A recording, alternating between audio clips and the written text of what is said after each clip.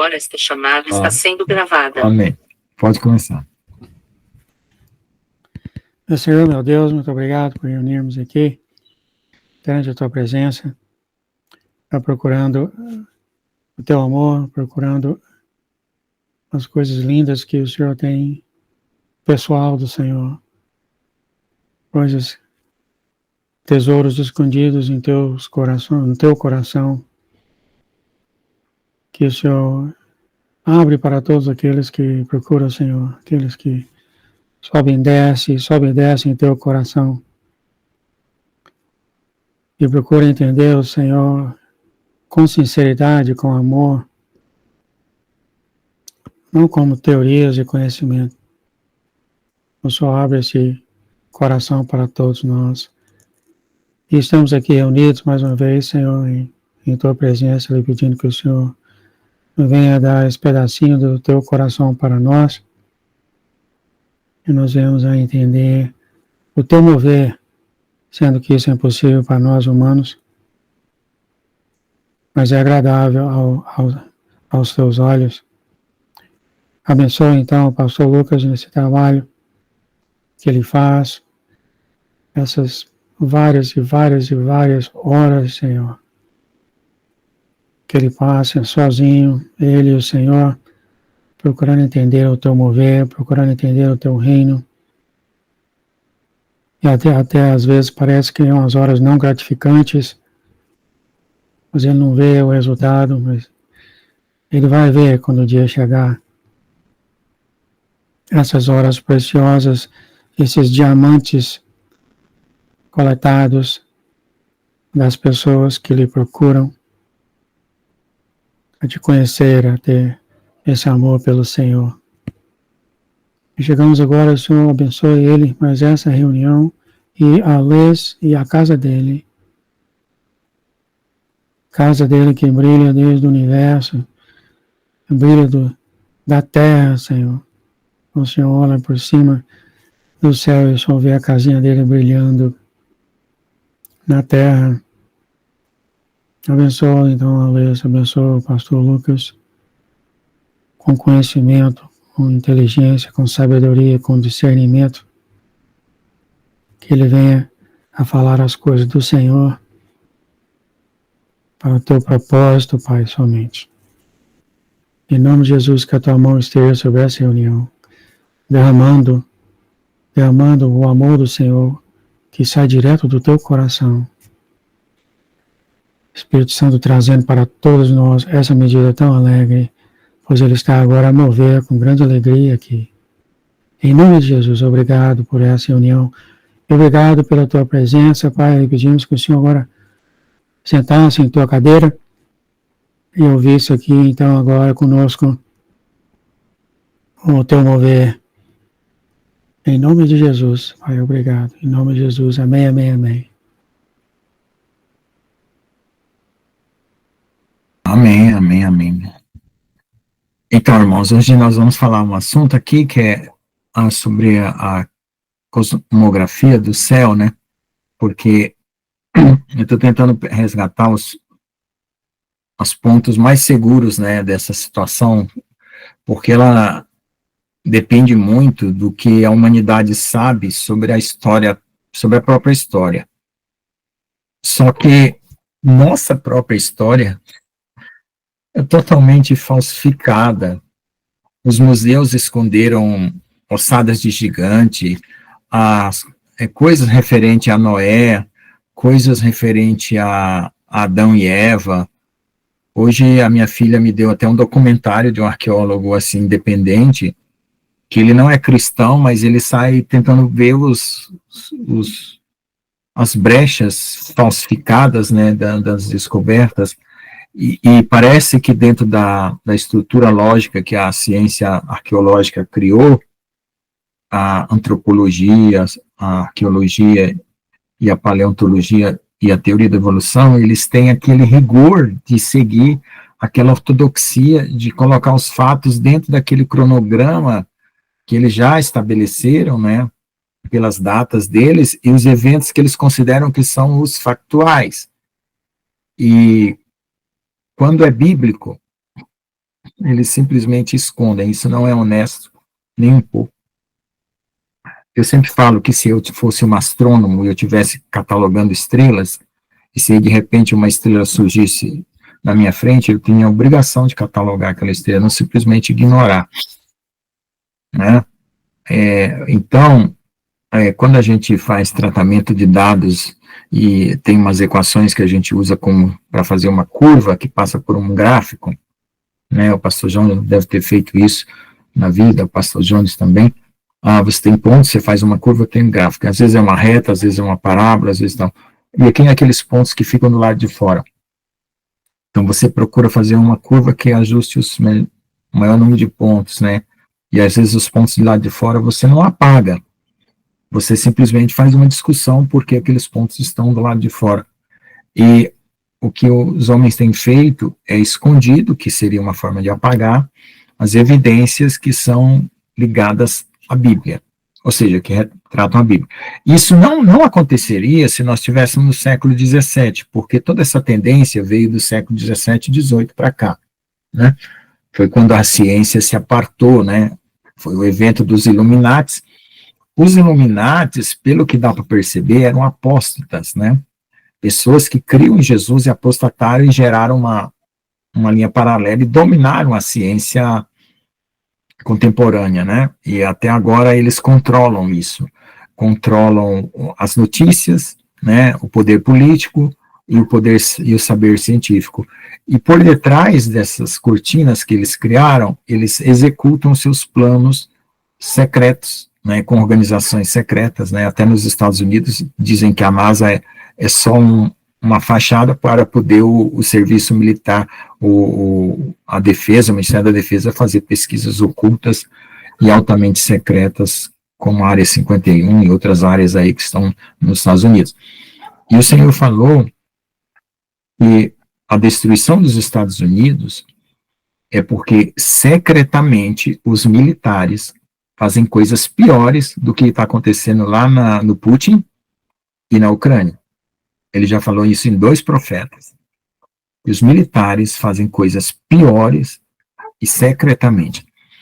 Então, existem lendas de acordo com os Nephilims, né, para ganhar tecnologias, porque a gente não conhece as tecnologias secretas dos Estados Unidos, nem o próprio povo americano, nem os presidentes americanos conhecem. Teve um presidente americano aí, eu não sei quem que foi deles, que queria saber, e não foi dado acesso a eles, e tem os graus, né, de confidencialidade que eles recebem, né? Parece que o presidente americano recebe até o grau 18 de confidencialidade. O Henry Kissinger, por exemplo, ele tinha um dos maiores graus de confidencialidade de segredos americanos, né? Então, os russos também, né? Acontecem fatos, eles escondem, e quando há evidências, eles encobrem, né? Tem aquelas histórias dos homens de preto que aparecem, que eu acho que até, de certa forma, são demônios, né?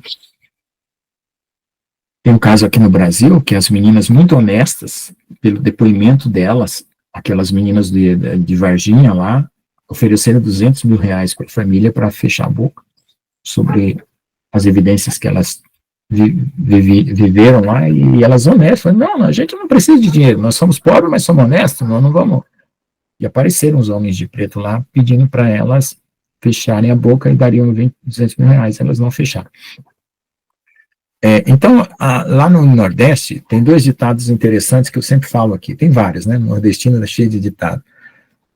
Por falta de um berro se perde uma boiada, quer dizer, você sempre tem que pedir socorro, não importa a situação que você está vivendo, né, senão, porque se você não berrar, você se perde na estrada, né, ou você tem um prejuízo grande. E a outra é onde a fumaça há fogo, né. Então, todo tipo de lenda, todo tipo de fofoca, de murmúrio, né, tem alguma similaridade com alguma coisa que é verdadeira, né? Ninguém levanta fumaça à toa, né? Então toda lenda tem um fundo de verdade.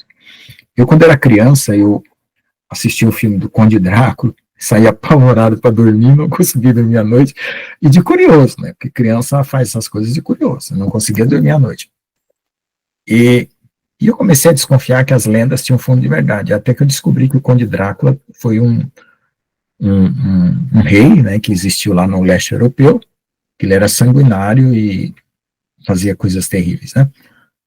Então, eu vou tentar me apoiar nos pontos mais fixos que eu tenho para poder retratar aquilo que a gente tem como verdade e que está relacionado ao mundo material e espiritual. Tem uma cena no filme de Enoque, esse último, Enoque não, filme de Noé, esse último filme de Noé que foi feito, que os anjos caem na terra, e quando eles caem na terra, eles viram seres rochosos, né? Então, aqui, tem eu vou tentar compartilhar aqui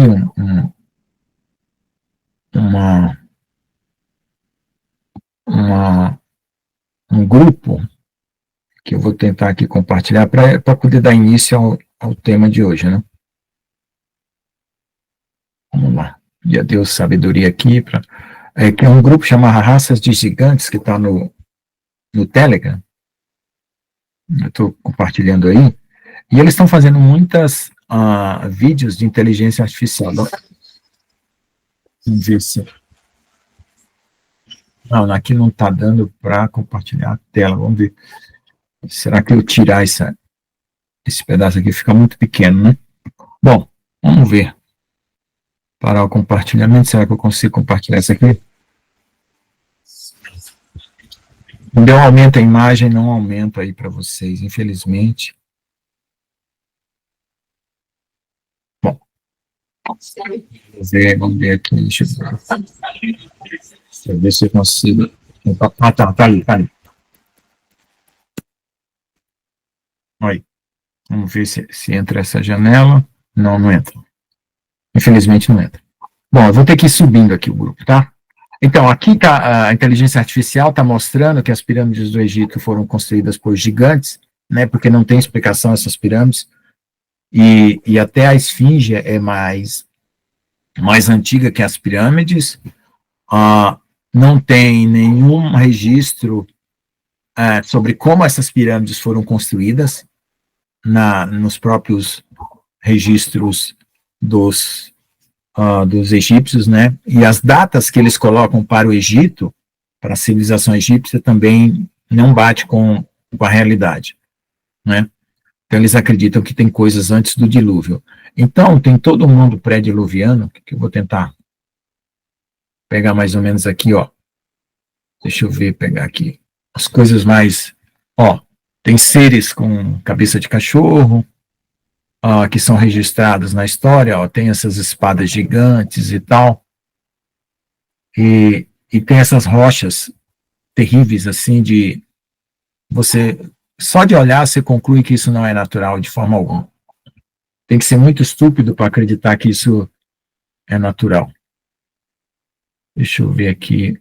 Se eu pego algumas figuras, ó. Essa que parece uma tartaruga petrificada. Tem uns que são nitidamente, né? Seres petrificados. Tem uns que são estátuas. Olha só, essa serpente aqui petrificada. Não tem como isso aqui ser uma formação natural. Então, olha essa outra aqui. Os cientistas, ou sei lá o que, para mim são pseudocientistas, porque só o fato deles quererem enfiar na cabeça uma teoria que não entra na cabeça de ninguém, para mim já é falso. Eles tentam dizer que isso tem uma explicação geológica, né, para essas, olha aqui, ó, detalhes de dentes, né? Além do que, nós temos resquício do DNA, né, em humanos também, né? Bom, então essa era, ela corresponde à era antes do dilúvio, né? Mas se você for usar aquela datação que eu falei na última aula, olha lá. Então esse aqui é só tá o nome do grupo, é Raça de Gigantes, né? E tá no Telegram, tá bom? Vamos voltar aqui. Então já dá para ilustrar rapidamente o que é que nós temos aí. Bom, então veja só, quando se trata de algo antes de Adão e Eva, com a arqueologia e a paleontologia, fica muito complicado, porque se a gente tivesse um escrito bíblico e conferisse com os achados arqueológicos, a gente estaria seguro, não?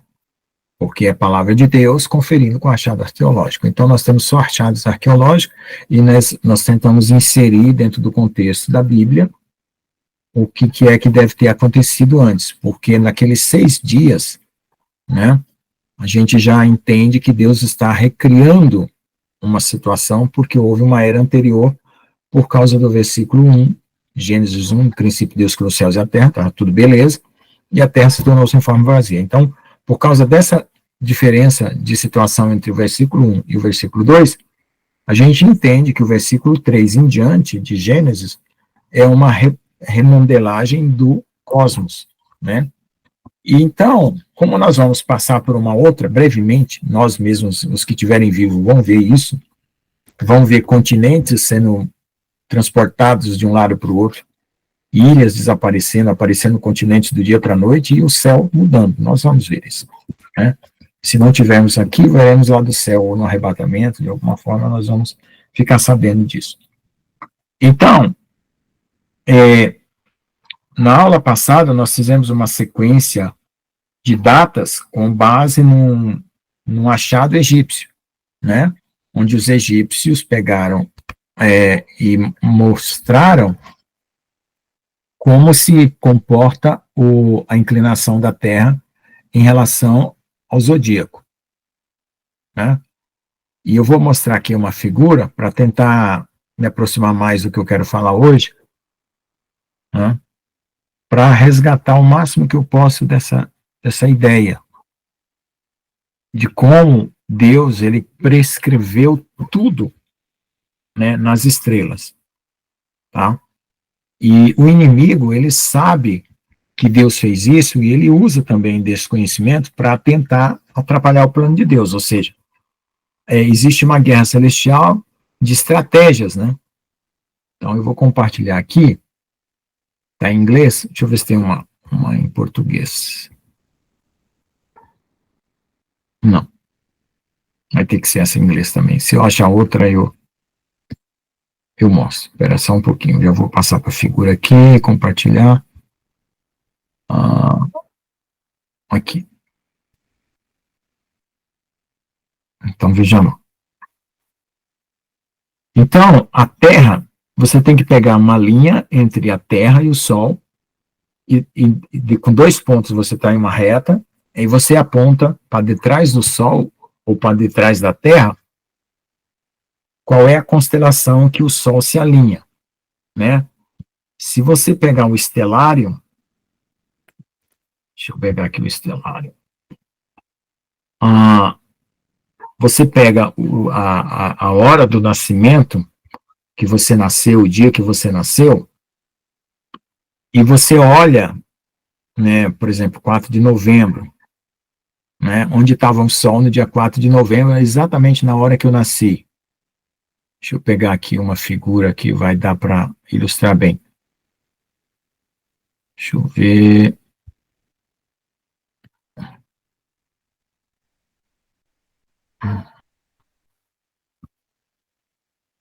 Zodíaco.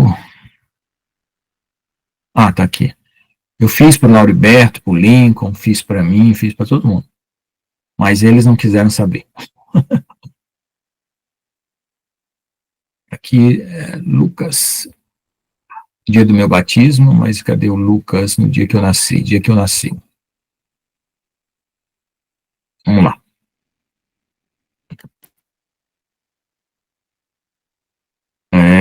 Vou trocar aqui de tela.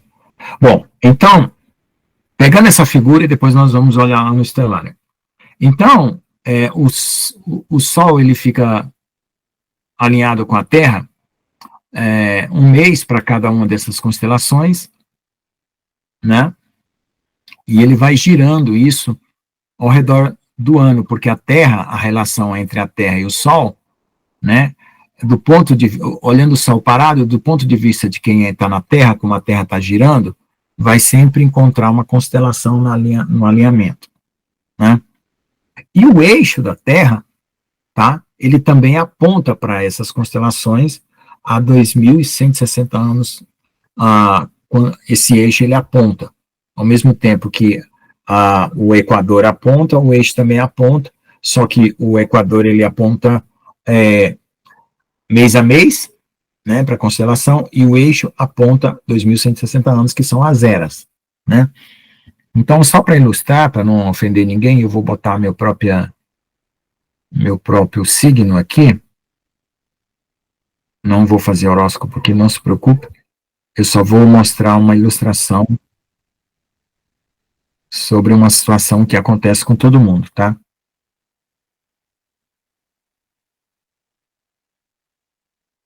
Onde é que tá esse... eu tenho que chamar a figura, senão ela não aparece aqui. Ah, tá ali. Então, vamos lá. Tá aí. No dia que eu nasci, às 7h20 da manhã, no dia 4 de novembro de 1962, na cidade de Teresina, o Sol estava em Libra. A minha tribo, pegando essa constelação de Libra, levando para o judaísmo, a constelação judaica, isso aqui é o altar de Deus, não é a balança, é o altar. Então, no dia que eu nasci, o Sol estava no altar. O Sol representa Jesus, né? O altar, o sacrifício da cruz. Então, foi nesse dia que eu nasci, correspondendo aí. Se eu não me engano, essa tribo é de Manassés, que parece que bate com a tribo de Manassés, que é descendente dos portugueses. Isso acontece para todo mundo. Qualquer dia vocês podem pegar o estelário, ver a data de nascimento, o horário e o local que vocês nasceram, e vocês vão ver onde o Sol nasce. O Senhor já falou, né, que o dia do nosso nascimento e o dia da nossa partida também está marcado por Deus, né? Isso já está escrito no livro de Deus. Então, o meu objetivo aqui não é fazer horóscopo, né? É mostrar que Deus escreveu a nossa história. E existe um livro celestial para isso, e existe uma história também da humanidade, né, retratada no cosmos, né? E é isso que nós vamos tratar hoje, sobre essa história que está se desenrolando e está programada por Deus, né, como um plano perfeito. Ok? Então, deixa eu voltar aqui no texto para a gente falar sobre essa situação. Espera só um momento aqui para me localizar, porque a gente terminou, eu tenho que pegar da aula de onde eu terminei. Tá, então vou compartilhar aqui, parar e compartilhar essa página agora. Aqui tem que ter uma técnica aqui de compartilhamento. Deixa eu ver se estou compartilhando a tela certa. Não, é essa outra aqui. Então, o título aqui diz assim, ó, o céu estrelado é o código-fonte da Matrix na Terra. Já há algum tempo se pergunta, por que o Criador fez um universo como um céu tão imenso e estrelado, sem nenhuma vida inteligente além de nós humanos? Né? Então, essa história de que esses seres que vêm aí de Alfa Centauro, Andrômeda, tudo conversa, porque, na verdade, o mundo espiritual ele está em paralelo com o mundo material. Quando eles passam para esse mundo, se eles não vêm aqui executar uma tarefa, porque Deus manda e volta, como faz o anjo Gabriel, Miguel, Rafael e todos os anjos, se ele não volta para a dimensão celestial, ele passa aqui, se materializa aqui, eles estão caídos. Tá? E aí eles tipificam para nós de que eles estão vindo de Andrômeda, de Alfa Centauro, de algum lugar. Então, na verdade, o que tem aí em cima da nossa cabeça é um programa de computador gigante, feito com estrelas e planetas, e do ponto de vista da Terra, nós olhamos para o céu e nós poderíamos, teoricamente, ler todos os acontecimentos da Terra do ponto de vista do livro de Deus que está codificado nos céus. Isso é o que a gente defende como o Evangelho das Estrelas. Inclusive os nossos nascimentos, mas não diz isso não faz você ganhar na loteria, não faz você ter aquele dia favorável para amizades ou para o amor, como sai nas rádios, essas conversas todas não. É um livro celestial, onde o universo e os céus e a terra contam a glória de Deus. Ou seja, os anjos de Deus sabem do que Deus tem, o inimigo tenta impedir e é derrotado nessa batalha, porque Deus sempre cumpre a sua palavra. Ou seja, a cada dia, a cada momento, Deus derrota Satanás, mostrando que a palavra dele se cumpre, porque ele quer dar um jeitinho de criar uma realidade, né? Ele é um falso verbo, vamos dizer assim, né? Porque o verbo é exatamente essa história do universo, junto com Jesus, né? Quem se encarnou, sendo contado em toda essa realidade. Então, Deus, ele mostra o que vai fazer, faz, e diz, eu sou Deus porque eu fiz. E você não impediu. E ninguém pode impedir, entendeu? Então, nisso, a primeira frase do livro de Enoque, por mais curioso que pareça, a primeira frase do livro de Enoque, eu vou colocar aqui,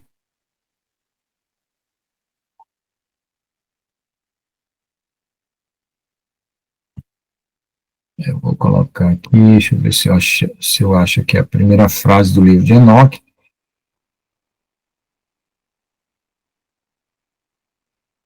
Eu não acho o que eu quero na hora, né? Porque os meus PDF ficam meio desorganizados.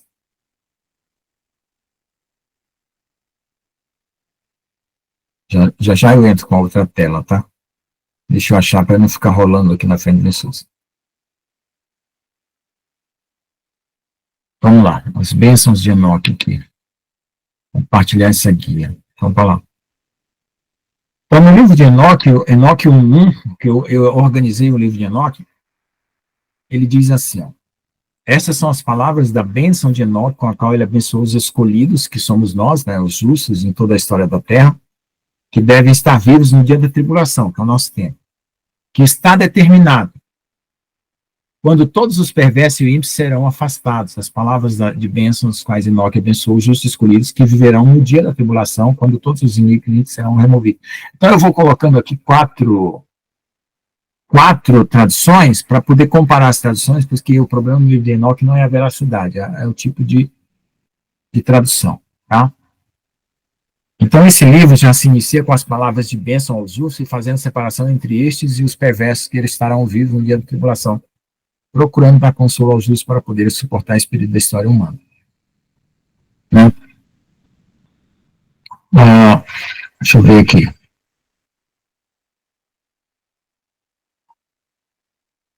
Enoque começou essa história e disse, houve um homem justo cujos olhos foram abertos pelo Senhor, e ele teve uma santa visão dos céus que os anjos me mostraram, e deles eu tudo ouvi e entendi o que via, mas não para esta geração, mas para a geração distante que virá, que é a nossa, né?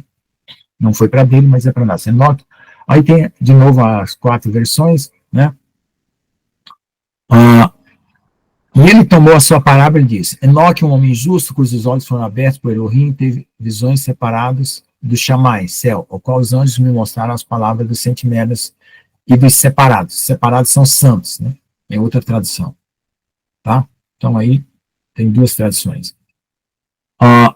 Aí, essa palavra de Enoque concorda com Daniel, que diz assim, tu, Daniel, encerra essas palavras e sela esse livro até o tempo do fim, e muitos correrão de uma parte para a outra. Então, você sabe que nós temos muita imigração agora nesse século, não é? Muita gente invadindo os países uns dos outros, tal, e o conhecimento se multiplicará. Então, é esse o tempo, tá?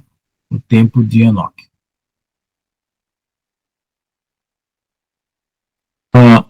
A respeito dos eleitos eu falo, e digo uma parábola a respeito deles. O Santíssimo sairá de sua moradia, acerca dos escolhidos, tal. Aí tem um versículo, tem 4 versículos, né, que eu coloquei, 4 versículos iguais com tradução. O Eterno andará de lá até o Monte Sinai, aí ele profetiza sobre Moisés, né? E aí ele fala, e todos terão medo, e as sentinelas estremecerão, e o medo e grande temor se apoderará deles. E todos serão acometidos de temor, e as sentinelas estremecerão. Isso já aconteceu lá no Monte Sinai. Tá? E as altas montanhas serão sacudidas, os altos montes serão arrasados, e derreterão como cera na chama. Isso também já aconteceu em parte, mas vai acontecer no nosso mundo. Mas com o justo ele fará paz, ele protegerá os eleitos, e a misericórdia estará sobre eles, todos pertencerão a Deus, e prosperarão, e serão abençoados, e a luz de Deus brilhará sobre eles. Outro versículo. Tá? E veja, ele vem com 10 mil santos, né? Eu não sei essa contagem aí, mas esse versículo é exatamente utilizado no livro de Judas, tá? Que é a volta de Jesus, lá no final dos tempos. E aí vem uma coisa interessante que Enoque fala. Contemplai tudo o que acontece no céu, como as luzes no céu não mudam suas órbitas. Como cada uma nasce e se põe em ordem, cada uma a seu tempo apropriado, e não desobedecem às suas leis. Tá? Capítulo 2, verso 1. Tá? 1.2 eu coloquei aqui, é livro Enoque 1, capítulo 2. Aí 2.1 é o capítulo 2, verso 1. Tá? Então, ele está dizendo que tudo obedece e tudo cumpre as ordens de Deus ao seu tempo. Então, quem são os que desobedecem? Né? No caso, os anjos que caíram e os homens. Né?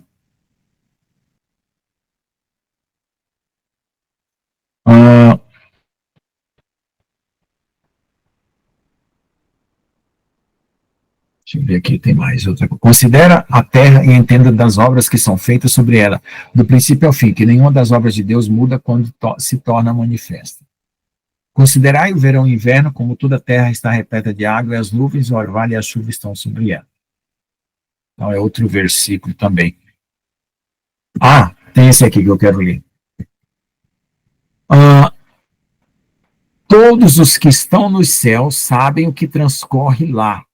Isso é interessante, esse versículo aqui. Todos os que estão no céu sabem o que transcorre lá. Eles sabem que as luminárias celestes não mudam seus caminhos, que seriam as órbitas, eu coloquei aqui para atualizar o vocabulário para a nossa era, que cada uma nasce e se põe regularmente, cada uma ao seu próprio tempo, sem transgredir os mandamentos que recebem. Tá? Então é isso aí que eu queria falar sobre o livro de Enoque relacionando as estrelas. Ok? Então voltamos aqui para essa guia. Então essa pergunta parece ter uma resposta inesperada. Por muito tempo achou-se que vamos ver, comparar com o nosso DNA. O nosso DNA, ele tem uma cadeia onde tem os fenótipos, né, que eu não sei muito bem dessa linguagem biológica, onde dá a característica dos olhos, da pele, a altura, a etnia da pessoa e assim por diante. E tem uma outra parte do código do DNA que eles achavam que não servia para nada. Mas a outra parte do código do DNA é o sistema operacional daquela outra parte, ou seja, aquela outra parte que não servia para nada, gerencia a parte do código. Certo? Então, eles descobriram que o código genético é um computador com o próprio programa que gerencia aquilo que ele vai fazer. Então, o restante da cadeia do DNA era inútil até que se descobriu que ela é composta de um código e de um codificador. Tem um código e um codificador. Ou seja, uma parte da cadeia do DNA é o código, que se achava ser sem função alguma. E o codificador era tido como lixo na cadeia do DNA. Olha lá, o homem sempre acha que Deus faz coisas inúteis, né? Essa é a presunção humana. E porque veio da evolução, a evolução erra, então acerta numa coisa e erra em outra, e assim por diante. De forma análoga, o céu estrelado não parece ter nenhuma função. Para que serve esse céu cheio de estrela? Podia botar umas lâmpadas aí qualquer, no sol apenas, né? Porque tem vários sóis, várias estrelas. né? Parece um desperdício. Mas, ao contrário do que se pensa, ele é o sistema operacional codificado da vida e de toda a história da humanidade. Ele é o QR Code em 3 dimensões, né? Porque os pontinhos no QR Code são em 2 dimensões, né? É numa folha de papel. E esse está em 3 dimensões do Criador. Então, o céu estrelado é o código da matriz. Então, hoje em dia, com o avanço da informática, o homem tem criado formas compactas de guardar informações na forma de códigos. Códigos esses que vêm se aperfeiçoando desde a antiguidade até chegar à nossa era do computador. Um dos códigos mais utilizados ultimamente é o QR Code, que consiste em uma distribuição de pontos regulares ao longo de uma área, cuja distribuição e forma codificam uma mensagem de interesse, como os dados de um produto comercial, o endereço de um site na internet e assim por diante. Contudo, para traduzir esse código, você precisa de um aplicativo específico, né, que faz a leitura do código. Da mesma forma, Deus, muito antes do homem existir, criou um código maior e mais perfeito nos céus, que é as estrelas. A posição das estrelas e dos astros celestes no céu codificam toda a história da criação de Deus, e a história desenrolada na Terra há séculos. Veja o que se diz dentro do livro de Jó. Então, agora vamos para a palavra de Deus, né? Então, eu mostrei como funciona o zodíaco, mostrei que, particularmente, todos nós temos um dia para nascer e um dia para morrer. Mostrei o livro de Enoque, onde Enoque fala que todos nos céus obedecem o que Deus colocou. Por que os homens aqui na Terra não obedecem? Então, tem 2 tipos de seres desobedientes: os anjos que caíram e o homem que pecou. Então, lá em Jó 38, 33, o pai pergunta a Jó, diz assim: sabe tu as ordenanças dos céus? Então o céu é ordenado. Ninguém pergunta se uma coisa tem ordenança se não for ordenada.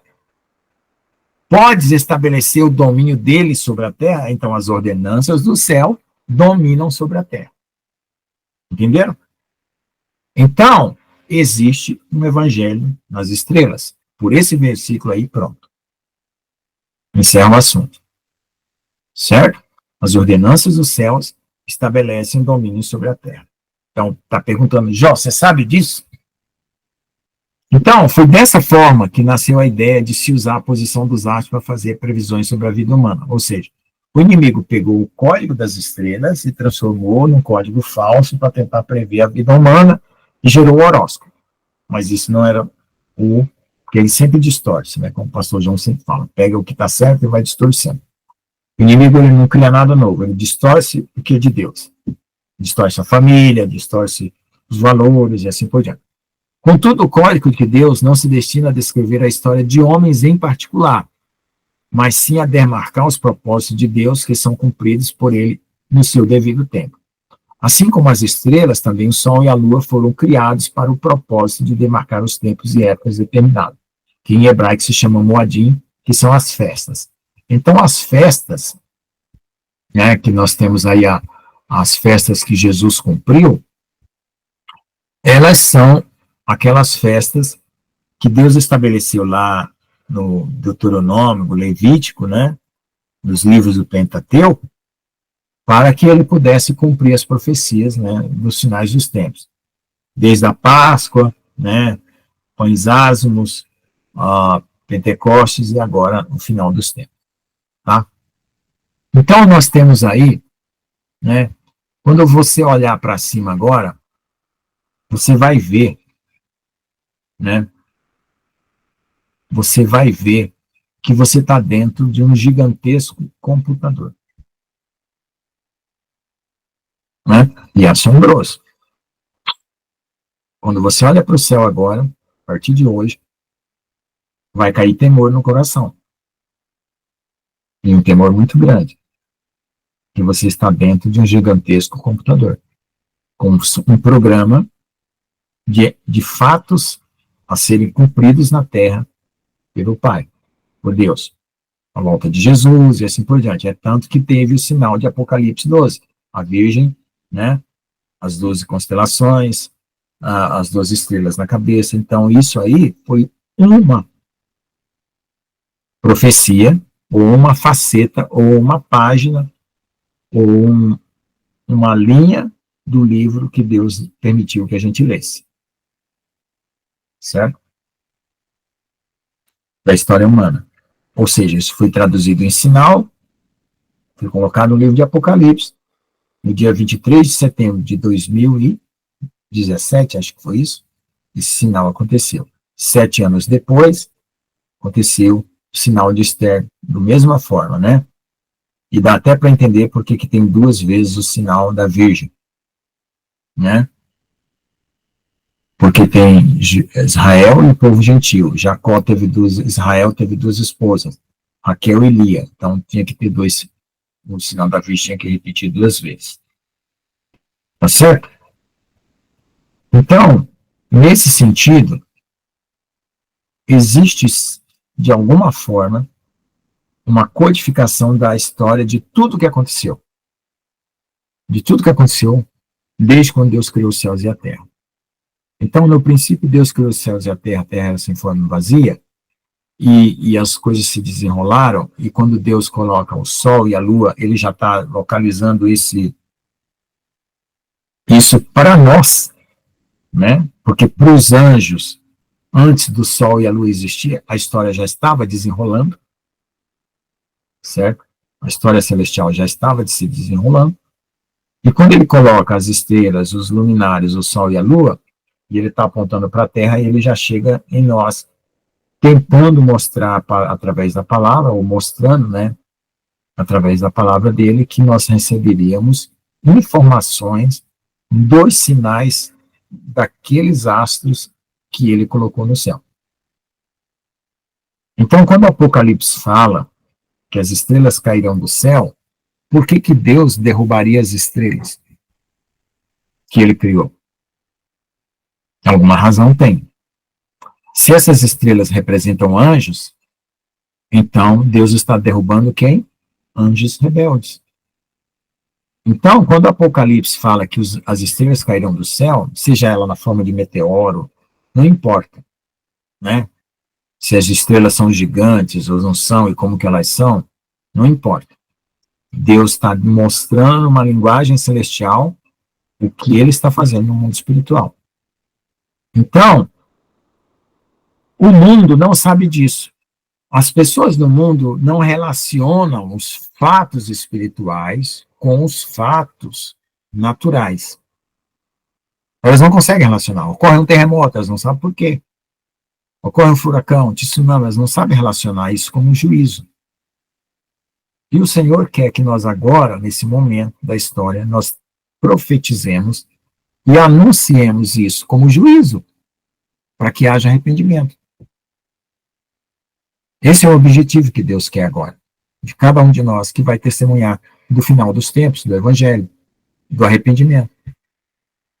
De que nós estamos dentro de uma supercomputador de Deus, programado para punir o pecado com as coisas naturais, e que o homem tem a condição agora de acordar, enxergar que ele está dentro desse super programa de computador, ou dessa matrix, como você queira chamar, ou desse código-fonte, não interessa a palavra que você vai usar, conforme a pessoa, da maneira como a pessoa entender, e que ela carece se arrepender, se reconciliar com Deus, para ser salva desse juízo que está vindo desde os céus. Então, lá em Isaías, fala que Deus desembainhará sua espada desde os céus. Então, o juízo dele está começando lá no céu, vem para a igreja e depois vai para o mundo. E ele vai punindo e corrigindo. Quando Gabriel apareceu para Vicky, nas revelações que a Vicky teve, Gabriel aparece para ela, numa das vezes, Gabriel estava escoltado por 2 ou 4 anjos. Gabriel é um mensageiro, mas ele carrega uma espada e uma armadura para se proteger da batalha espiritual. Na última vez, ele não tinha escolta. E ela perguntou, Gabriel, por que você agora não tem escolta? Falei assim, não, porque os inimigos já foram derrubados das regiões celestiais e agora eles estão nos ares.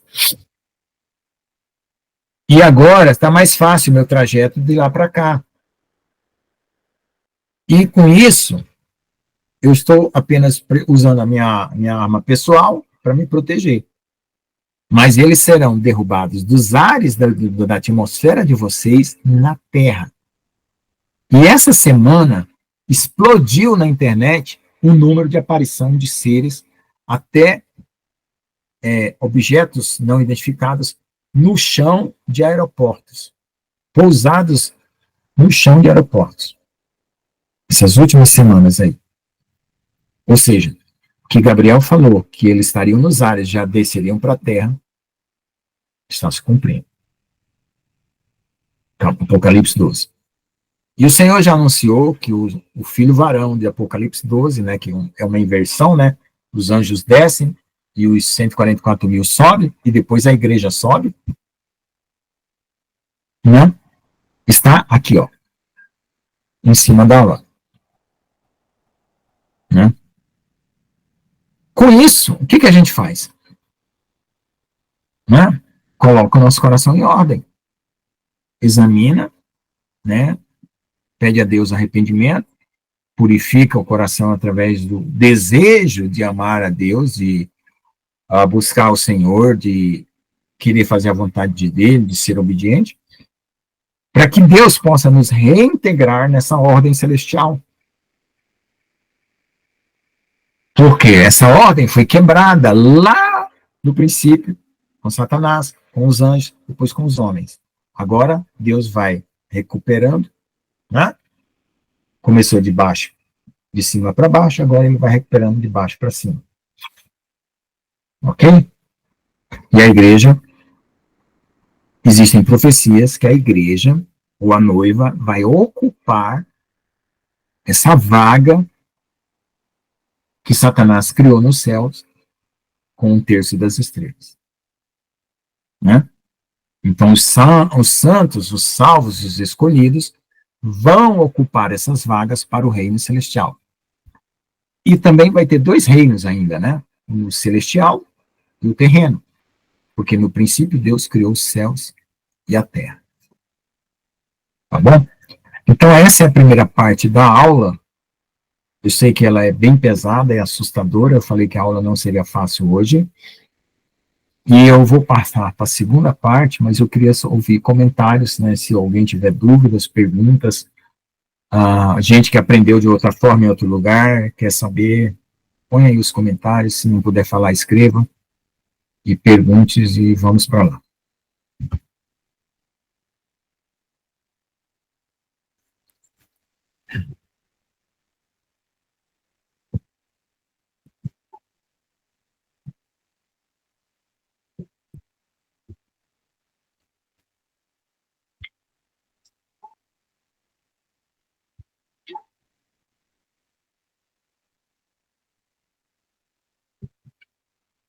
Nem o meu comentador Mormon vai falar lá hoje.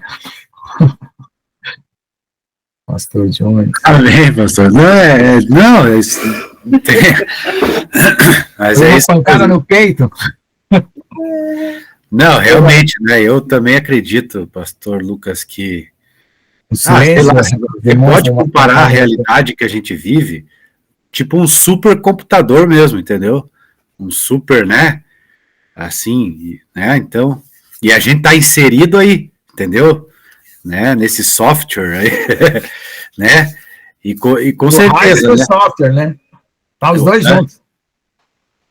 Não, que coisa tremenda isso, né? Meu Deus, né? Todo mundo junto aí, acho que tudo assim, né? Se a gente sabe que a realidade obedece leis, né?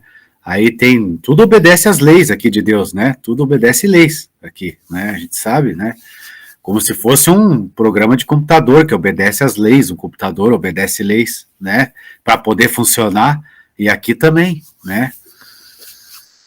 Quer dizer, Deus codificou ali, né, pastor Lucas, com o código fonte, né? Tá tudo codificadinho, né? Tudo obedece aquilo, vai obedecer aquilo ali. E foi Deus que que realmente projetou tudo isso, né? É uma coisa incrível, né? É extraordinário mesmo. Se a gente pensar, né? Meu Deus. Ok. Então, irmãos, é engraçado a maneira como Deus fez. Aqui eu vou compartilhar aqui só terminando essa parte aqui, que eu já vou entrar na outra. Deixa eu parar aqui a apresentação e ir lá para o estelário. Só para tentar explicar um pouco melhor. Vamos lá, o estelário. Então, aqui no estelário, né? Deixa eu ver, acho que tem que... Coloca os... E tira o ambiente aqui, ó. Tira o ambiente, você vê abaixo da Terra as constelações, né? Certo? Tá aí. Então, segundo o mapa antigo, existem 48 constelações, tá? Tem a constelação da serpente, aí tem várias constelações, né? Você vai girando aí dos peixes, tá? Tem um peixe que sobe e um peixe que fica para a terra. Aqui mostra os que são arrebatados e os que ficam, tá? Isso também está codificado. Deixa eu ver o que mais. Tem várias coisas. Então, à medida que isso vai juntando essas constelações, vão encostando nas outras, e é incrível que isso gira, né? E algumas constelações se encontram com outras. Uma hora o Sol está numa constelação, outra hora o Sol está em outra, e assim por diante. Eu não vou fazer isso aqui, porque vamos ver se eu consigo pegar pelo menos um relógio aqui para colocar o tempo, né? Para fazer andar, né? Vamos colocar aqui um horário aqui e andar aqui, data e hora. Vamos ver se eu consigo. Aqui não, pulei horas, né? É complicado. Data e hora. Aqui, ó. Acho que é o dia, né? Tá, então aqui dá para girar o dia aqui, né? Então, Viu, pastor Lucas? Outra coisa interessante, né? É que realmente o universo ele parece ter sido projetado, né? Pensado, codificado, né? Aí os evolucionistas, aí os ateus gostam de achar que tudo foi um fatalismo, uma sorte, um acaso, né? Será que iria criar uma coisa tão ordenada que obedece tantas leis assim perfeitamente, né? Uma codificação, uma coisa extraordinária, assim. Então é uma coisa que às vezes, né? Não tem como eles, né? Acho que até eles devem assim pensar assim, até meu Deus, né? Com certeza na mente deles assim, lá no fundo, eles sabem que alguma, né? Não tem como você dizer assim, não, Deus não existe, bater o martelo, não tem como. Acho que até na mente deles eles devem ter as suas dúvidas, com certeza, né? Bom, então essas constelações elas giram, apontam para a Terra, né? E conforme o local e o que está acontecendo no céu, decodifica um fato, um fenômeno, alguma coisa que nós vamos enfrentar aqui na Terra, tá? Então, eu estou fazendo aqui só uma animação, só para vocês terem ideia, depois podem me brincar aí com o estelário, está no computador, e foi nesse estelário que fizeram o vídeo aí no YouTube para explicar o sinal de Apocalipse 12, né? Não dá até para procurar aqui a constelação de Virgem, né?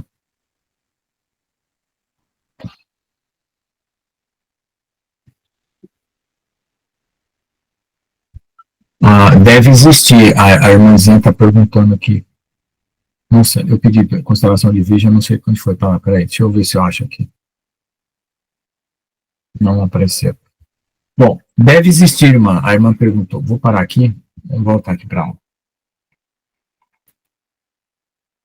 Deve existir, sim, irmã, uma relação, assim. Existe algum significado com a constelação em que nascemos e quem somos? Pode ser que sim. Mas eu acho que não chega a ser personalidade, mas chega a ser tipo uma bênção, né? Porque o Jacó, lá, quando ele abençoa os filhos, vamos ver lá, quando Jacó abençoa os filhos, cada um deles representa uma constelação. Acho que é Gênesis 32. Peraí.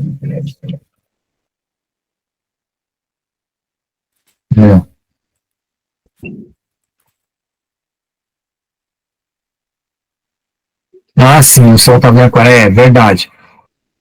O estelário é mais correto, irmã. Eu também, eu era de escorpião e eu vi que não tem nada a ver com escorpião. Deixa eu ver aqui as bênçãos de Jacó, que vocês vão ver. Quando ele abençoa, ele está falando uma coisa do zodíaco. Então, em Gênesis 49, Jacó começa a abençoar os seus filhos, né, e a anunciar o que há de acontecer nos dias vindouros. E como é que ele sabia disso, né? Então, de alguma forma, ele aprendeu a ler o dia do nascimento de cada filho e a bênção e o que ele haveria de receber. Porque tudo isso que ele vai falar aqui tem uma conotação celeste do zodíaco, tá? E Deus já tinha falado para Abraão que os filhos de Abraão, né, eram como as estrelas do céu, como areias do mar, da praia, né, os grãos de areia da terra, e como as estrelas do céu. Então ele diz assim, ó, depois chamou Jacó a seus filhos e disse, ajuntai-vos e anunciar-vos-ei o que vos há de acontecer nos dias vindouros, né? E ele vai profetizar.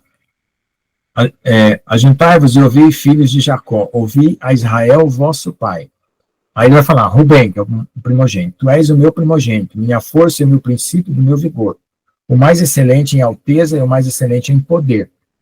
Impetuoso como a água, não serás o mais excelente, porquanto subiste ao leito de teu pai.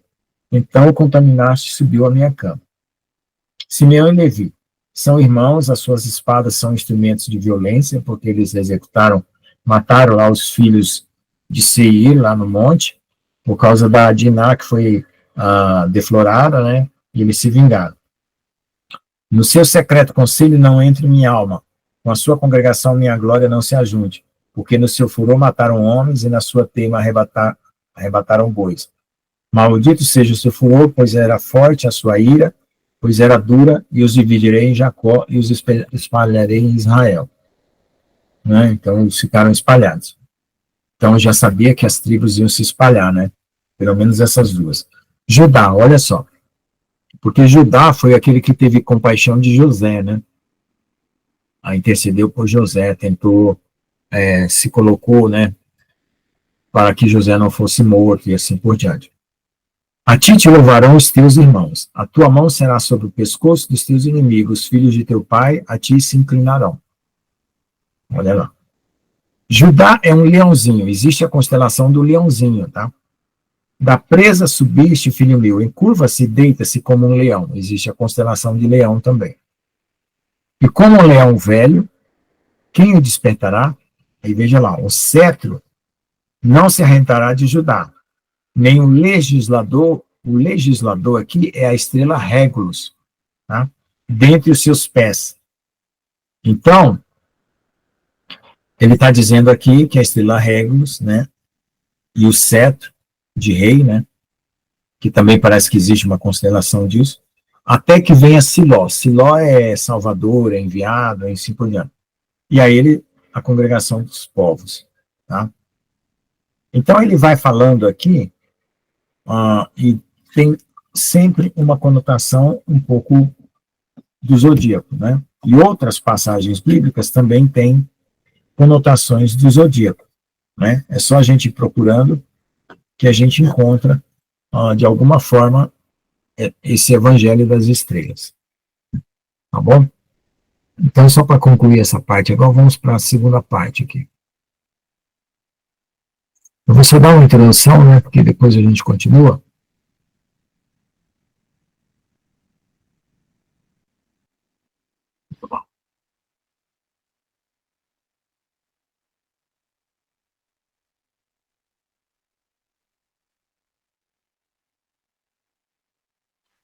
Aqui. Criação dos céus e da terra. Tenho visto o trabalho que Deus deu aos filhos dos homens para com eles exercitar. Tudo fez formoso em seu tempo, também pôs o mundo no coração do homem, sem que esse possa descobrir a obra que Deus fez desde o princípio até o fim. Né?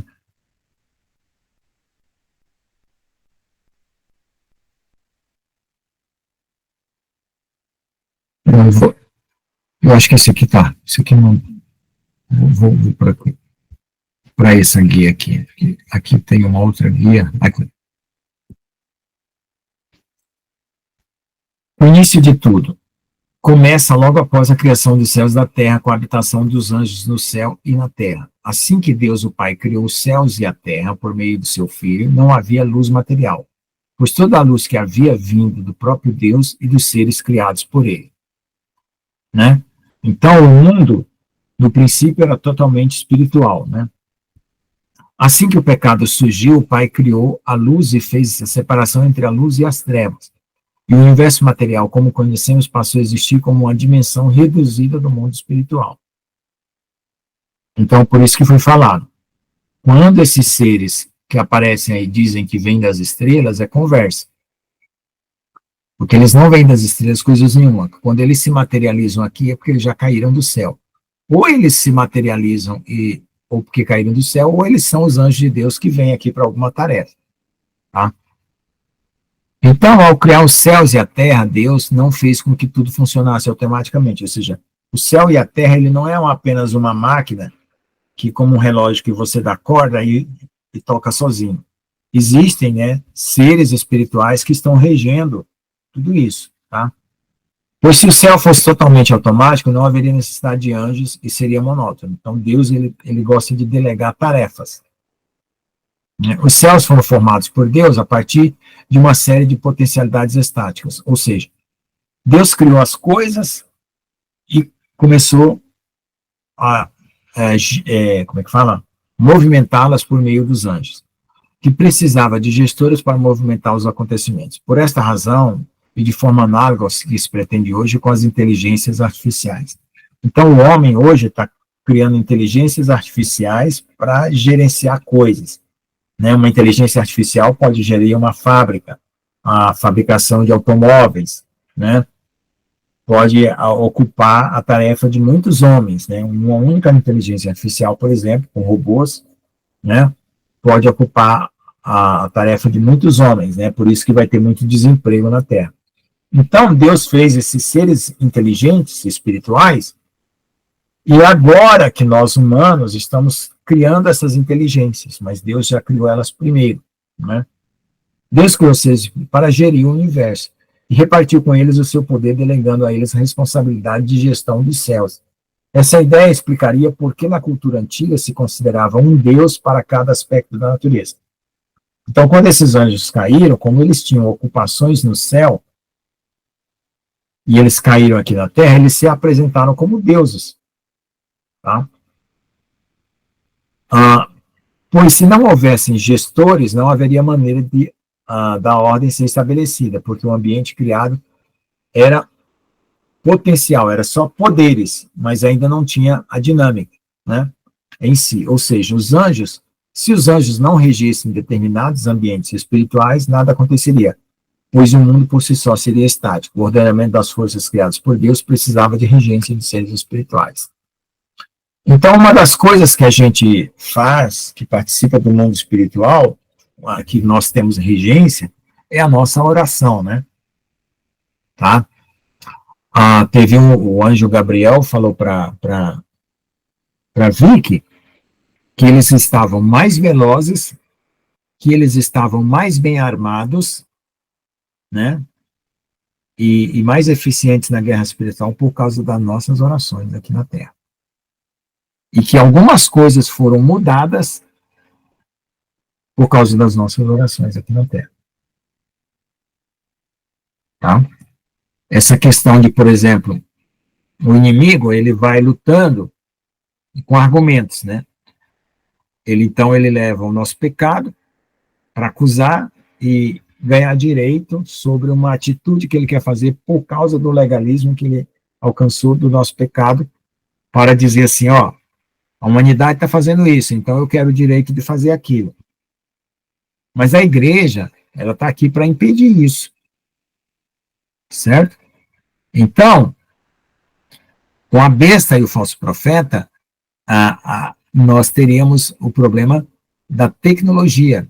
Só que o Senhor falou, já numa profecia, que vai derrubar as coisas que estão aqui em cima,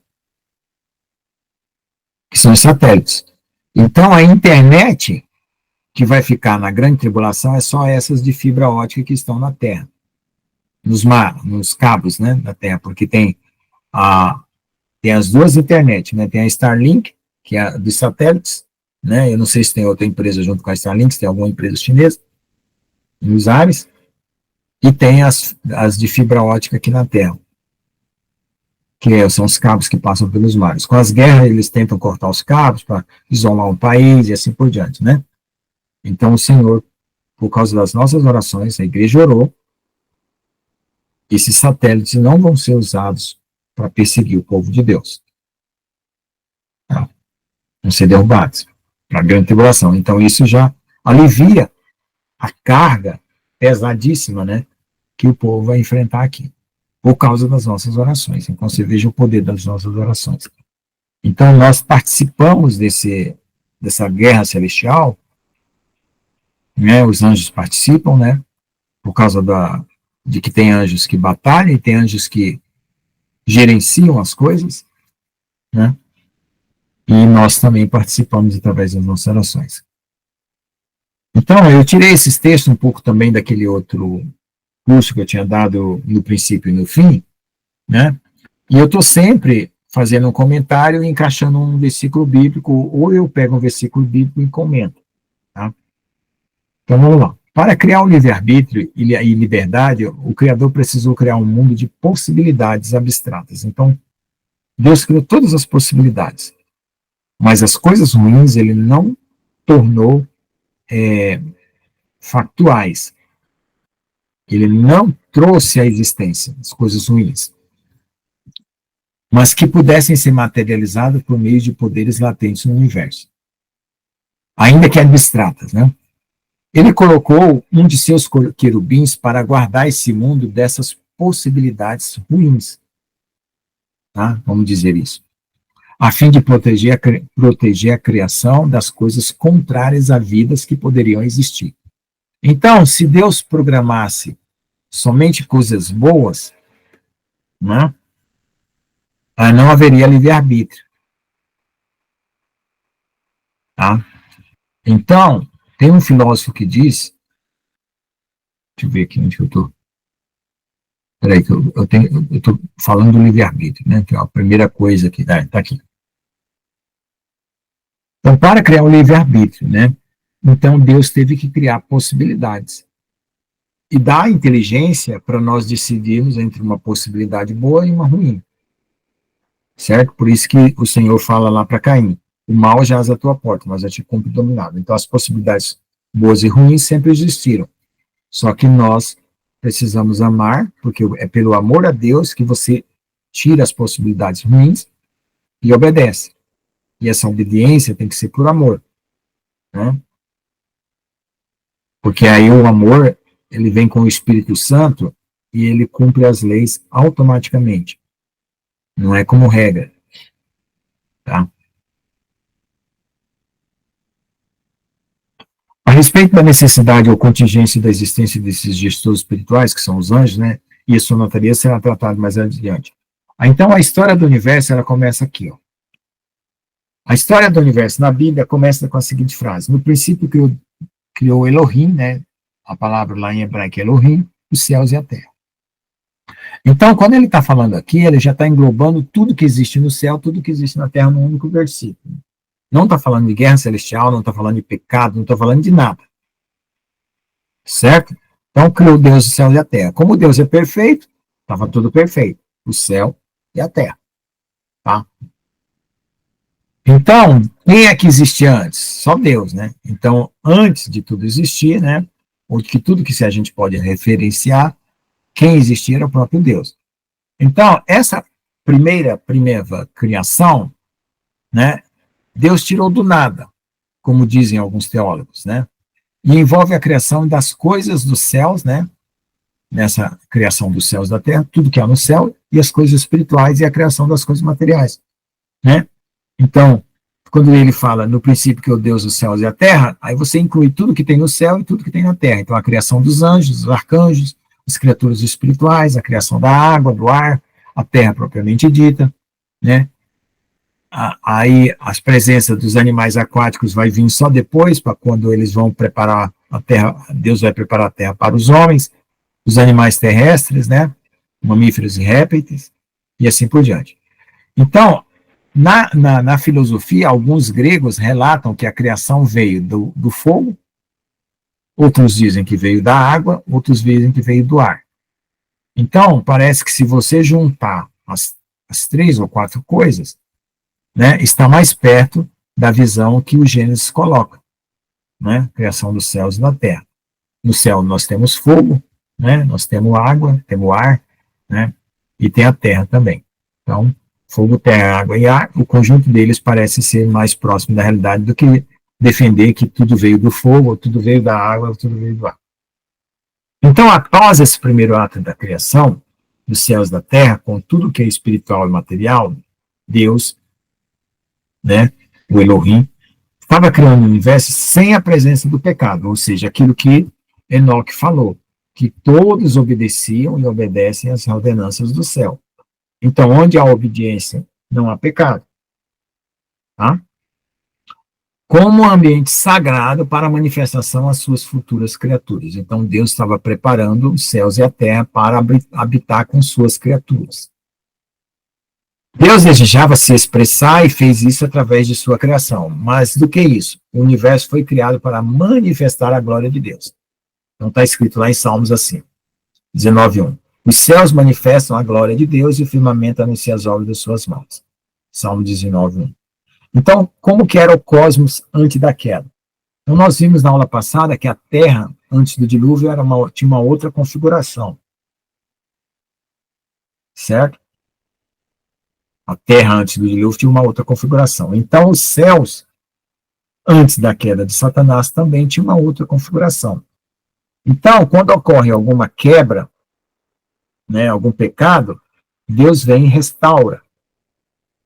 E no momento que ele está restaurando, ele também está executando o juízo.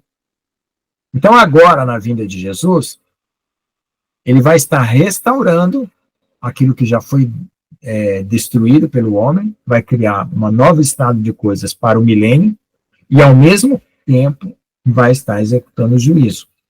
Né? Os terremotos, os continentes se reorganizando, a atmosfera se reorganizando, o céu se reorganizando, até essas estrelas aqui que estão em cima da nossa cabeça, essas constelações vão mudar, né? Já tive 2 sonhos, revelações sobre isso, tá? E assim por diante. Ok? Vamos lá.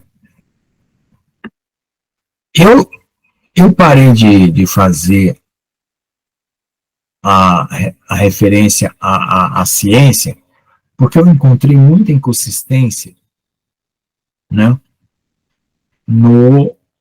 quando eu usava a Big Bang e essas coisas para se referenciar à palavra de Deus. Eu ficava tentando encontrar as semelhanças, e eu acabei abandonando, porque eu falei, não, esse aqui está muito inconsistente, eu prefiro ficar com a palavra de Deus.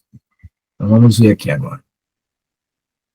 Então vou mudar de texto aqui, porque eu comecei a escrever num lugar, e aí eu não completei, e ainda tem o texto velho lá. Tá? Então nós estávamos vendo esse versículo aqui, os céus manifestam a glória de Deus e o firmamento anuncia as obras de suas mãos. O versículo seguinte a esse, que é esse Gênesis 1, anuncia-se o estado caótico, possivelmente resultante de uma catástrofe universal. E a terra era sem forma e vazia, esse era pode ser interpretado como tornou-se, só que ninguém gosta de assumir essa interpretação, né? E havia trevas sobre a face do abismo, e o Espírito de Deus se movia sobre a face das águas. Então aqui tem espaço para muita coisa, né? O fato do Espírito de Deus estar sobre a face das águas, né? Sempre Deus relaciona água e fogo com o Espírito, né? Então, nesse ponto, nós temos duas alternativas. Ou admitimos que Deus está criando tudo a partir do caos, ou seja, esse estado aqui é um estado caótico. E se você admitir que esse estado é um estado caótico, você vai para onde? Pela linha da evolução, que vai se ordenar no mundo material uma coisa de um estado caótico. Mas se você entender que esse caos veio de uma queda espiritual, então ele vai reordenar. Tá? E, portanto, o caos faz parte da natureza do universo. Então, todas as culturas de anjos caídos querem dizer que o caos faz parte da natureza do universo, assim como o pecado. Então, não dá para se livrar. Certo? E isso é um pensamento maligno, porque o Satanás não quer ser extinto. Não quer ser removido. Tá? Então, ele justifica que o caos é necessário. Até o Thanos, lá no filme da Marvel, ele fala que ele era um mal necessário. E então essa é a justificativa da evolução desse mundo, ou dessa repetição desse mundo, que o caos faz parte da natureza do universo, ou seja, o caos é tão antigo quanto Deus e não pode ser destruído, e não é verdade. O caos passou a existir por causa da queda dos anjos, né? Queda celestial. E aí Deus começa o trabalho de reorganização dos céus e da terra, onde vai reinar a perfeição e a paz. Ou você acredita no caos, ou acredita que, sendo Deus perfeito, tudo que ele faz é perfeito. Portanto, o caos foi originado de algo que aconteceu. Mas o que deu errado? Será que podemos dizer que algo pode dar errado para um ser eterno e soberano que está para além do espaço-tempo? Sobre essa catástrofe, vamos falar depois. Continuemos com os estudos das condições desse céu e terra recém-criados. Alguns estudiosos dizem que Moisés estava se referindo a uma cultura da época do Egito, e que esse versículo não contém todo o conteúdo cósmico que se quer dar a ele, né? E que a proposta de Moisés com esse versículo é mais modesta, embora esses estudiosos pensem assim. Nós sabemos que Moisés teve uma profunda vivência e experiência com Deus, né? Deixa eu fechar algumas janelas aqui, porque está aparecendo umas coisas que estão atrapalhando. Então, o que aconteceu? Deixa eu ver o que eu faço para fechar isso aqui. O Stellarium está aqui aberto ainda e eu estou tendo um problema aqui. Deixa eu fechar aqui. Espera aí, 2 minutos. Só eu me fechar aqui. Fechar algumas janelas aqui para não ter esse problema. Tá, voltei ao normal. Bom, então, um homem que passou 40 dias na primeira etapa com Deus, né? Fez um jejum de 40 dias, subiu na montanha lá, a receber as tábuas da lei. Depois voltou por mais 40 dias. Ele recebeu todas as revelações do tabernáculo, todas as revelações da lei, e teve uma intimidade íntima com Deus. Então ele ia escrever esses versículos somente baseado na cultura egípcia? Não faz sentido. Não? Então, Moisés está tentando dizer muito mais do que os teólogos pensam. Então, Moisés teve uma experiência muito profunda e visível com Deus, o Deus criador dos céus e da terra. Portanto, é de se esperar que o conteúdo intencional dessa frase contenha a revelação de segredos e mistérios profundos, que somente hoje a ciência está tentando desvendar sobre a origem do universo. O que vemos hoje no universo, em comparação com a ciência moderna, é o que está escondido no texto. E é de fato o que Deus está querendo revelar. Então, Deus revela escondendo. Como acontece nas comparações poéticas dos livros de Provérbios, ou seja, no Gênesis, a revelação sobre como surgiram as coisas espirituais que habitam nos céus e as águas é um mistério que deixa o leitor com várias perguntas. Pois veja, que a água já aparece na descrição sem o relato da sua origem. Então, no princípio, Deus criou os céus e a terra. Então, a água já estava lá.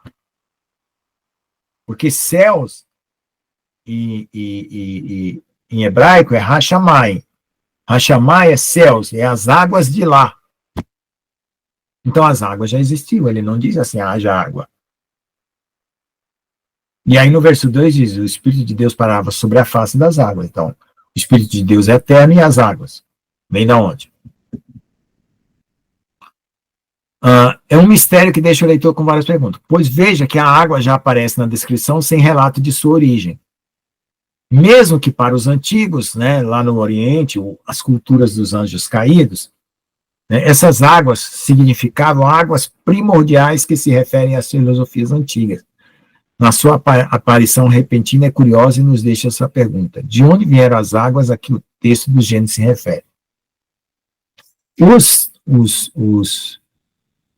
outros povos diziam que os deuses emergiram das águas, e dessas águas do espaço primordial, que tinha águas no céu e águas na terra, embaixo da terra. Alguns deuses emergiram das águas da terra e alguns deles emergiram das águas do céu. Ora, se a água, assim como toda a matéria, em sua escala microscópica, possui uma estrutura organizada, a própria água já é organizada, por que essa mesma matéria em escala microscópica formada pela Terra não estaria organizada da mesma forma, já que tudo foi um ato de criação?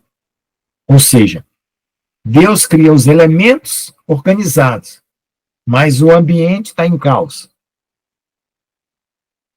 Não faz sentido. A estrutura da água é organizada.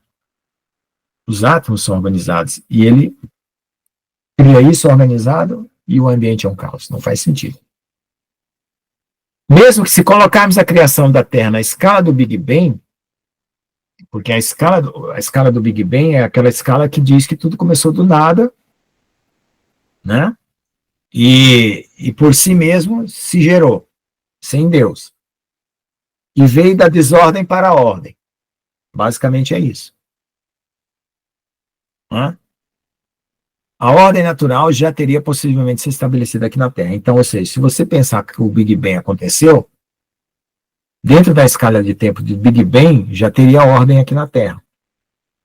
Se você quiser ver dessa maneira. Na sequência da criação dos céus e da terra, e ainda dentro desse contexto, para quem conhece o restante do conteúdo bíblico, deduz que os anjos, sendo criaturas espirituais e não sujeitos à morte, com incontável número de dias e anteriores aos homens, foram criados no intervalo entre a criação dos céus, seu lugar de habitação, e da terra. Então Deus cria um ambiente e cria o sujeito que vai morar no ambiente. Quem mora no ambiente, né? Lá no céu, os anjos, porque Deus já habitava na eternidade. Então Deus cria o ambiente e põe os anjos. Deus cria a terra e põe os homens. Né? Dá para deduzir isso. Então veja o que está escrito no livro de Jó, capítulo 38. Onde estava tu quando eu fundava a terra? Faz-me saber se tens inteligência. Quem lhe expôs as medidas, se é que o sabes? Quem estendeu sobre ela o cordel? Então está fazendo uma linguagem de construtor, né? Um construtor estende o cordel, põe as medidas. Sobre que estão fundadas as suas bases, né? Funda as bases. Quem assentou sua pedra de esquina? Aí ele diz assim, nessa ocasião, quando as estrelas da alva juntas alegremente cantavam, as estrelas da alva estavam lá, pelo menos duas, né? Plural é pelo menos duas. Estavam cantando. Agora, tem Jesus aí, né? Porque Jesus é chamado de estrela da alva. Tem Satanás aí também, porque ele também foi chamado de estrela da alva. E todos os filhos de Deus jubilavam. Agora, os filhos de Deus... Opa, pulei demais. Os filhos de Deus que jubilavam são só anjos ou tem alguns de nós lá? Porque também nós somos chamados filhos de Deus, ou nos tornamos filhos de Deus, ou viemos para essa terra para nos tornar filhos de Deus, nos encarnamos para ser filhos de Deus. Lá em João diz assim, todos que creram, Deus deu-lhes o poder de serem feitos filhos de Deus. Certo? Então, já estou concluindo a aula, porque eu não gosto de passar da 9h30, porque a minha irmã viria sempre para dormir às 10 horas, né? Ela é metódica com esse negócio. Mas como ela não vem, eu termino a 9h30 de qualquer jeito, porque se ela for assistir. Então vamos lá.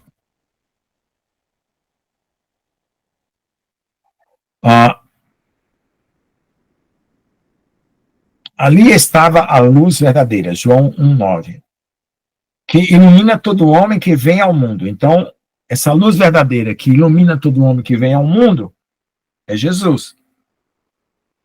Certo? E a luz verdadeira porque ela é antes dessa luz natural.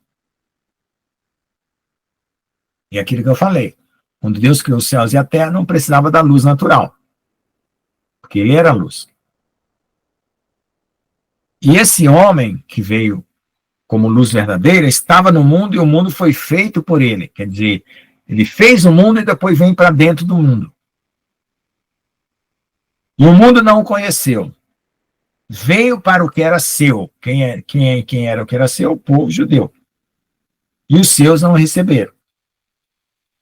Mas a todos quanto receberam, que somos nós, deu-lhes o poder de serem feitos filhos de Deus, aos que creem no seu nome, as quais não nasceram do sangue, nem da vontade da carne, né?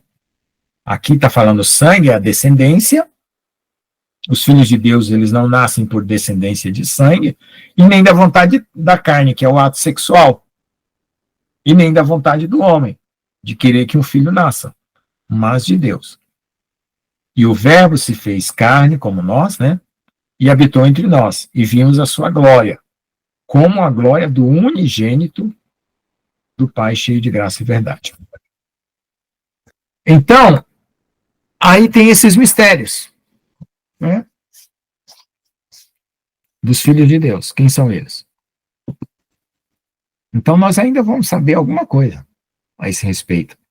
Quando formos transformados, quando for arrebatado, essa história ainda vai se completar.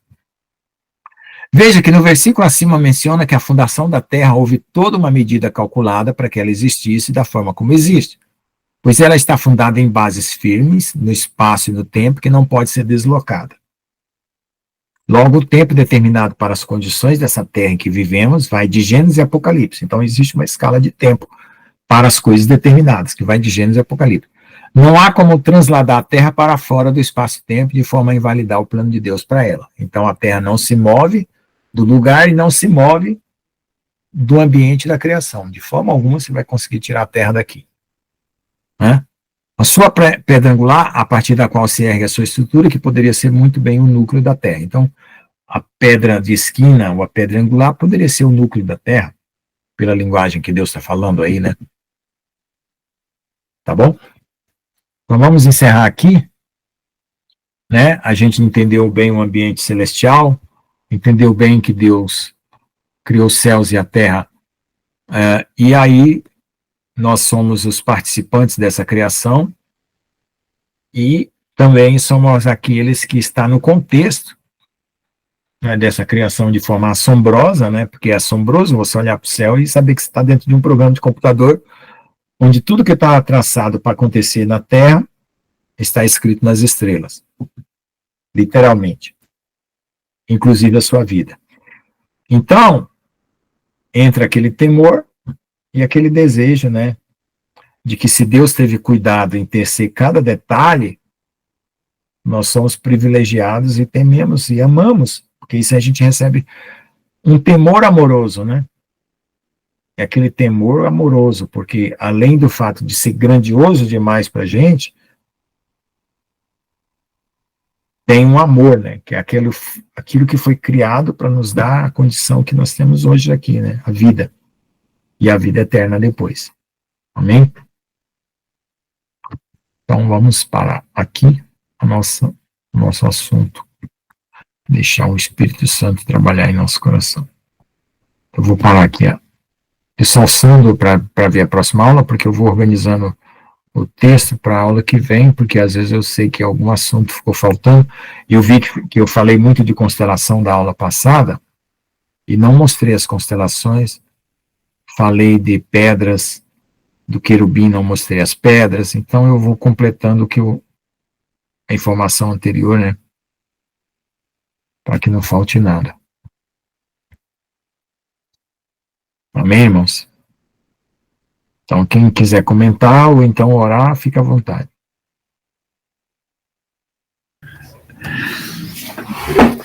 Amém, pastor Lucas.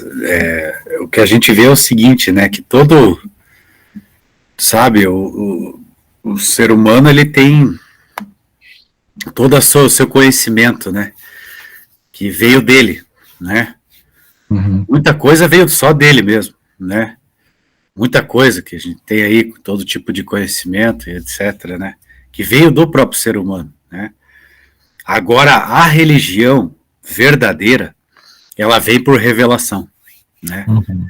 Porque se Deus não tivesse, assim, querido ou quisto, sei lá, né, se revelar, né, ninguém saberia nada dele, né? Estaria escondido, não é verdade? Então a verdadeira religião, ela vem por revelação direta de Deus mesmo, para o ser humano, né? Esta é a verdadeira religião, né? Tem aquela religião falsa que vem do ser humano mesmo, coisas que o ser humano inventou, né? Só que o ser humano inventa a partir de uma revelação verdadeira, né? Também. Ele vai lá e inventa um monte de coisa em cima daquilo, né? Mas a verdadeira religião vem direto de Deus, é uma revelação mesmo, que desce de Deus, né? O próprio Jesus, tudo que aconteceu, né? A própria palavra de Deus, a Bíblia, é um ato sobrenatural que veio de Deus também, né? Então essa é a diferença, né, pastor Lucas, do conhecimento humano e a verdadeira religião, que vem de Deus mesmo, né? É conhecimento que vem, é celestial, né, pô, pastor? Acredito até que o nicolaísmo veio segundo o conhecimento celestial, mas só que eles começaram a introduzir a razão humana. Porque quando a pessoa começa a tirar quando começa a haver uma introdução humana, e daí eles criam religiões. O religare não é mais espiritual, é físico. Exatamente, Eles querem fazer um religar com doutrinas... Física. Pela lógica, pela razão, sei lá, né? Aí falha miseravelmente, né? Você querer religar com Deus pela própria razão, né? Pela Pensamento racional, não espiritual. Amém, amém, Jesus.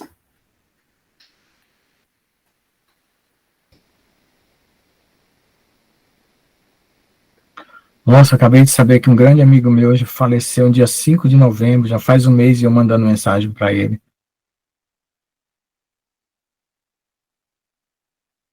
Meu Deus, já está com Jesus. Incrível como Deus está levando pessoas preciosas já, né? Meu Pai do céu. Glórias a Ti, Senhor. É isso aí. Impactante agora. Então, irmãos, assim, eu fiquei assombrado quando eu entendi que nós temos um supercomputador em cima da nossa cabeça, e quando Deus... Porque a gente sempre ouve falar de horóscopo, de coisas aí, mas a gente nunca levou para o lado espiritual, a gente sempre achou que era uma coisa maligna, né? Mas existe que o maligno, ele não cria nada, ele simplesmente distorce. Então existia um lado espiritual.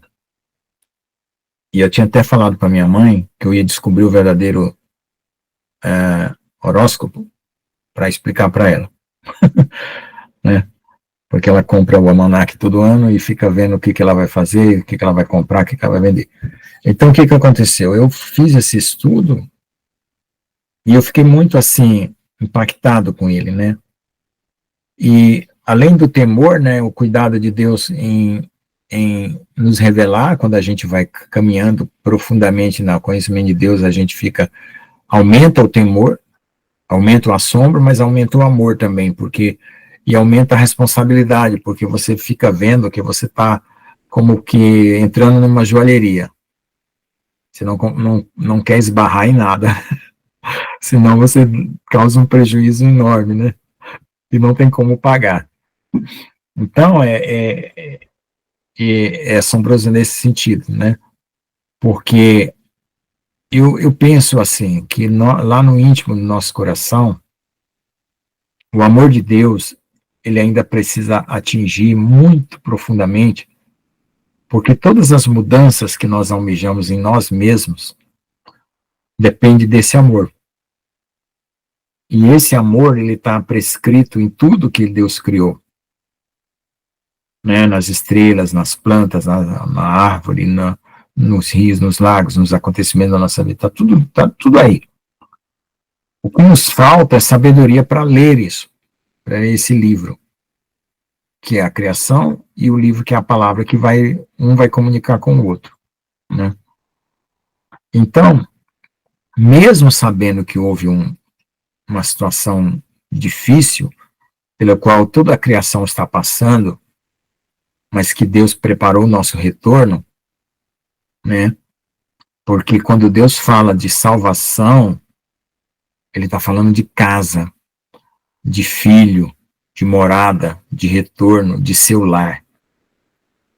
Então, em algum grau, Deus tem algum segredo ainda para nos contar sobre o fato de sermos chamados filhos de Deus e sermos convocados a amar a Deus ou a reconciliar-se com Deus para voltar para casa. Então, aquela parábola do filho pródigo, ela parece que conta muito mais do que apenas um fazendeiro que tinha 2 filhos e um veio embora e o outro ficou lá. Parece que tem alguma coisa ali. Quando você pensa que o fazendeiro é Deus, o filho que ficou lá são os anjos e o filho que veio para a terra são nós. Parece que tem alguma história nisso. E essa questão de voltar para casa, de nós nos sentirmos em casa, é muito interessante. Eu nasci no Piauí, e eu me senti piauiense, porque eu fui criado ali, né? Eu fui para São Carlos com 17, 18 anos, estava em terra estranha. O clima era diferente, comida diferente, pessoas diferentes, cultura diferente. E aí eu vim para o Paraná, também a mesma coisa, um choque cultural. Quando eu fui para a Europa, outro choque cultural, nunca fui para os Estados Unidos. Fui para o Paraguai, para a Argentina, mas nunca fui para os Estados Unidos. Mas quando eu tive em Israel, eu tive uma sensação estranha de que eu pertencia àquele lugar de alguma forma. Sinceramente. Eu tive uma sensação de que eu pertencia lá, andando naquelas ruas em Jerusalém e tal, parecia que eu era dali, de alguma forma eu era dali. Então, eu penso também, né, essa sensação que nós vamos ter com a Jerusalém Celestial. Porque Deus, ele não usa as palavras de forma gratuita, como a gente usa. Você é meu amigo. E o cara não é nem amigo do cara, né? Está só fingindo. E quando Deus nos chama de filhos, a semântica de Deus, o pastor João também sentiu, a semântica de Deus ela é muito mais profunda. Deus, para nos chamar de filhos, olha, gente, isso não é brincadeira. Para o caráter de Deus, para o amor de Deus, isso tem um peso terrível.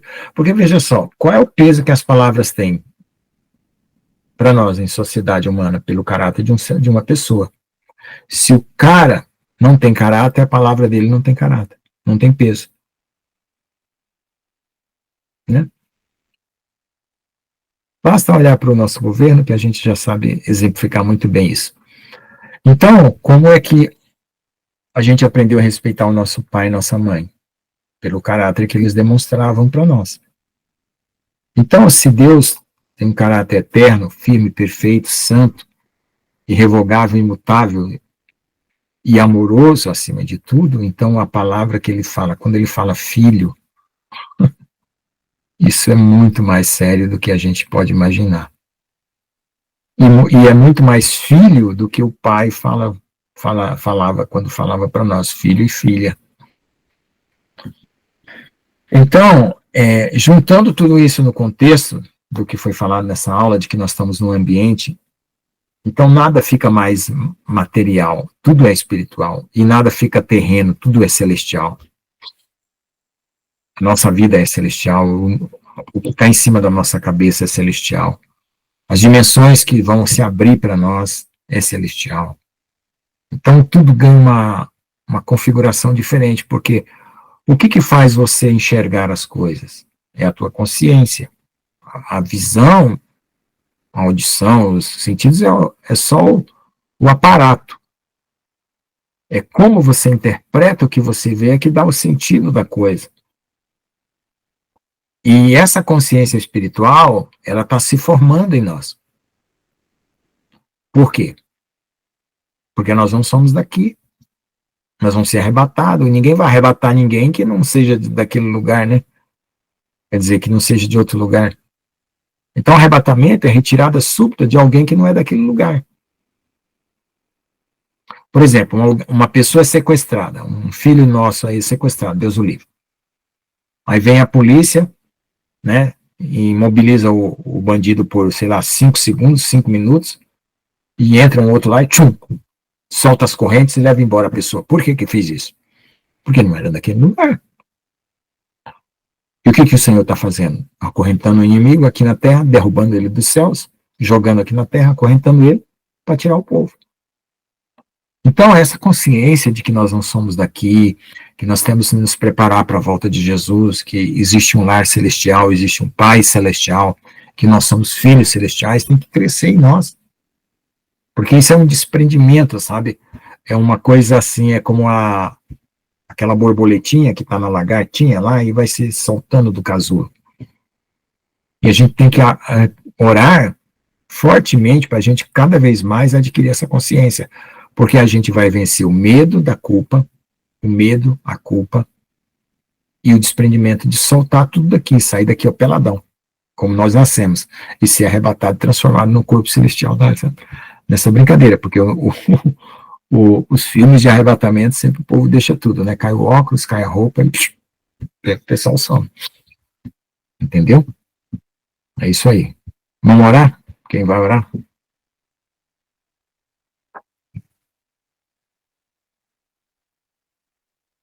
Agradecer a Deus, por favor. Ai, tanta notícia aqui no salão. A minha filha, ou está dormindo, porque já está com sono, tadinha, ou está lá no quarto. Ela fica lá, fazendo as coisinhas dela lá. Ela cuidou da casa o dia inteiro, limpou o micro-ondas, arrumou a casa, fez almoço. Quando chega... Mas ela escuta de lá, ela está aqui de trás dessa parede aí. Olá, Lê. Forte abraço. Filha! Pastor João está querendo que você venha agradecer a aula. Ele está com saudade de você. Está querendo que você venha agradecer a aula. Ele está com saudade de você. Você está dormindo? Quem é que vai orar? Quem é que vai orar? Você vai vir ou não?